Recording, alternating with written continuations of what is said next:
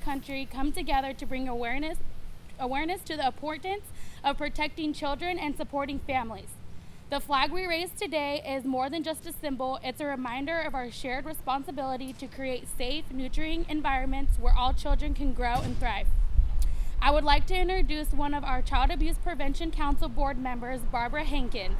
Barbara is a retired school nurse who has helped children overcome much more than the cuts and bruises that we're able to see on the surface and has been a light to so many of our community's youth over the years. Good morning, everybody. I just want to say I'm very happy to represent the Board of Child Abuse Prevention Council. I've been on this council for decades, I think, and I just want to say that I'm so proud of the staff that we have right now.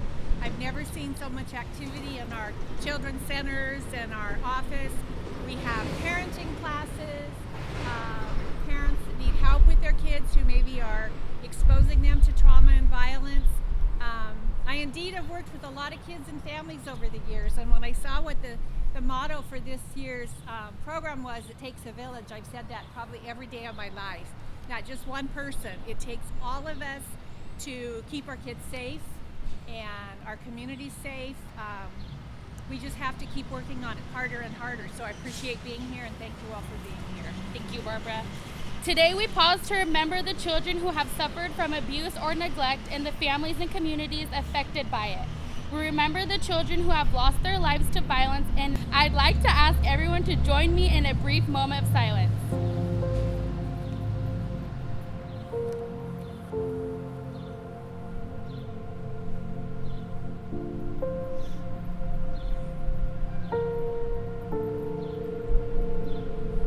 I would now like to introduce a special guest, Lieutenant Sarah Martin with the Colusa Police Department. I think if you were to ask people in our community to recall a time or an incident that really shocked everyone, I think without a doubt it would be the tragic murder of Eric Ingebretson in 1997.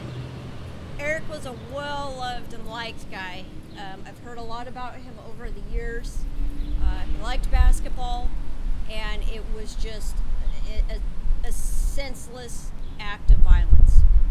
And unfortunately, when families go through that, you hear folks say after you have your legal proceedings and trials and sentencing that it's time, everybody can move on or have that closure, but I don't think that ever really is true. It's a wound that's always there, and it's indescribable.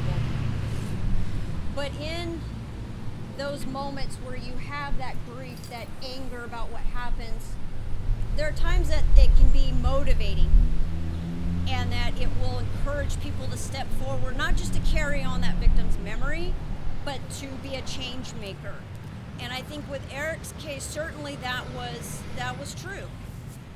I remember working with a very nice prosecutor who's standing back over there that is now our presiding judge, that really took it upon himself to affect change with legislation, with laws that were coming out that I really don't think did truly take into consideration what the families of these victims go through, and that it's not just over, that now while there does need to be some reform in the judicial system, the victims don't get remembered, and the families, the sacrifice and the struggles that they go through after a tragedy like this, they don't get enough recognition. And so then Prosecutor Farrell did a lot of work in and on behalf of Eric and the family, and also his sister Devin. And I think it takes an incredibly special person to take that grief and that anger and say, you know what, I'm not just going to sit here, I'm going to do something so that others don't experience it. It's horrible enough losing a family member, but to relive it and to hear that somebody might have a parole hearing or an out is just unfathomable. But I think we as a community have supported and carried Eric's memory. You see the blue ribbons, you hear about him still, and I think that's a testament to the impact that, albeit he was only 16 years at the time of his death, but the impact that he had just as a young man, and that is very commendable. So I have a great honor that I get to introduce Eric's sister Devin, who I think is really one of a kind in taking up and not just carrying on the memory of a family member, but affecting change and showing that, hey, look, you can't, it's not about an offender. It's really about the victims and and giving justice to them, but the family and those survivors. Devin, come on up. Okay.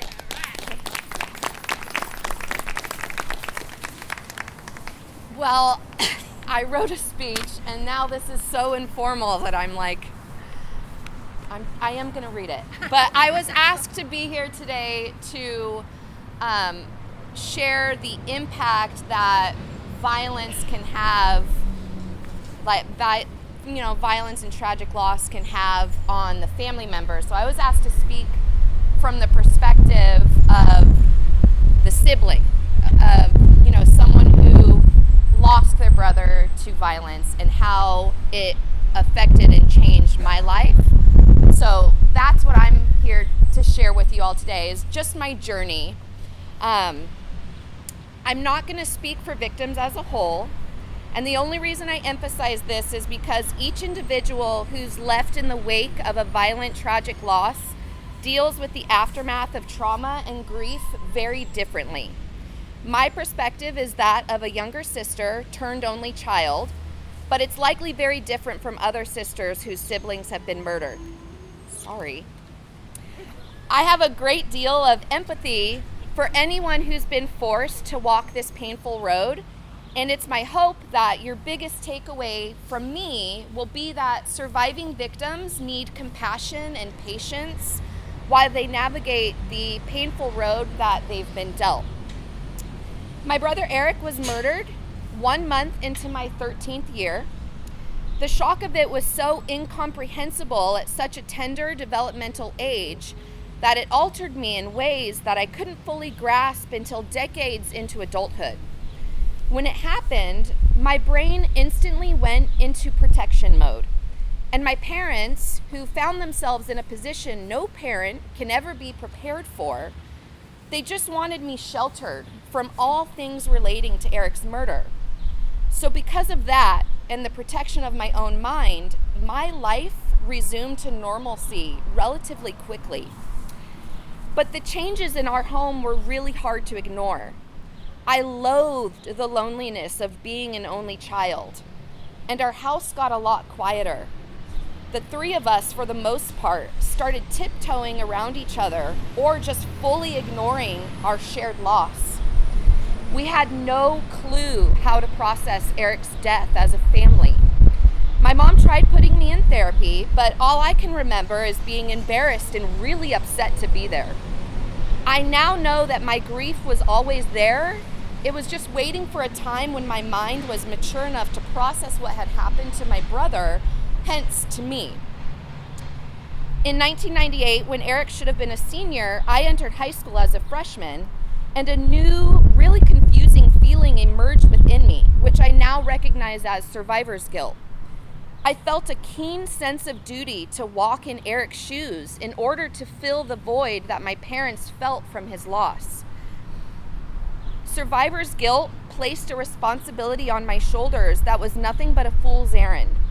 I was never going to replace Eric, and that pursuit caused me a great deal of stress, anger, and even resentment towards my brother and my parents.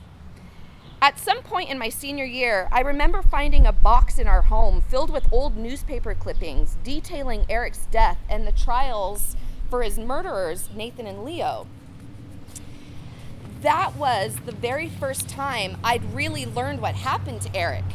The pain that he endured, the events of July 15th and the days that followed.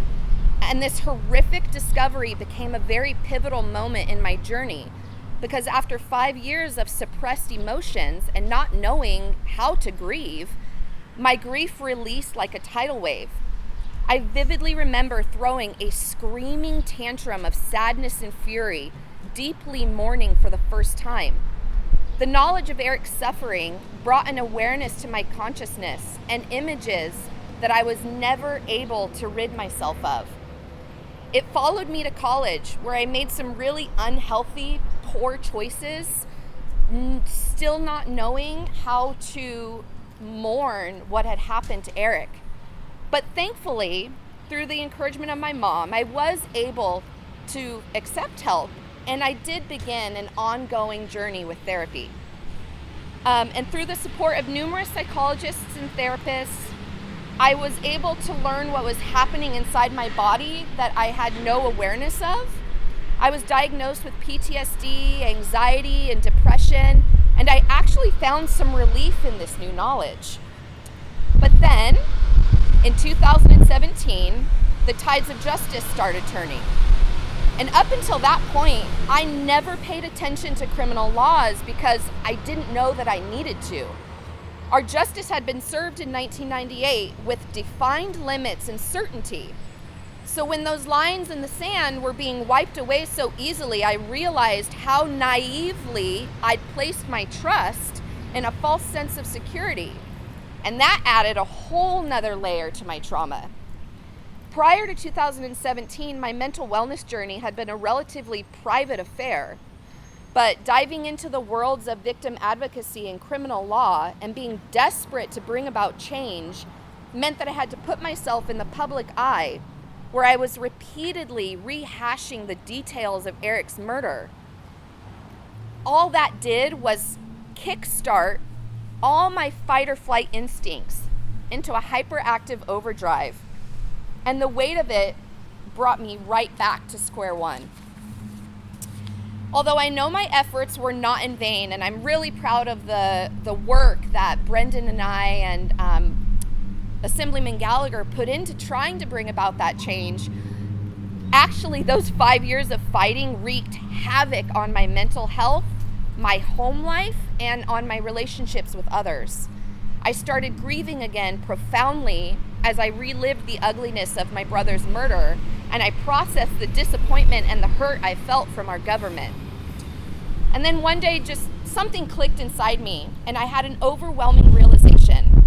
I no longer wanted Eric's murder overshadowing his memory or my own identity. And so after 27 years of denial, anger, bargaining, depression, shame, guilt, resentment, after years of fighting for Eric and advocating for others, and after years of being who I convinced myself people wanted me to be, I decided to take back control of my healing journey and my identity. I gave myself permission to exit the fight for justice. I released the grip that Nathan Ramazzini had on me, and at last I was able to find that final stage of grief, acceptance. By no means does finding acceptance mean that my life is easy. I'm still in therapy, and I likely always will be.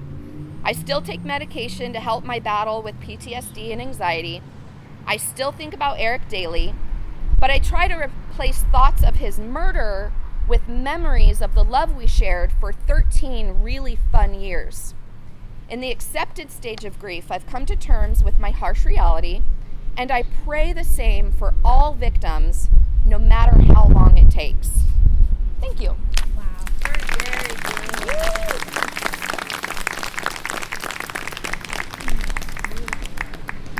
Thank you so much for sharing those words with us. Your family is and continues to be in our hearts always. And Lieutenant Martin, we greatly appreciate the work you do in our community to keep children safe and protected from violence. Again, thank you all for being here. It truly makes a difference when we all gather and open our ears and our hearts to the impacts violence has on our children and families. Thank you all for coming today.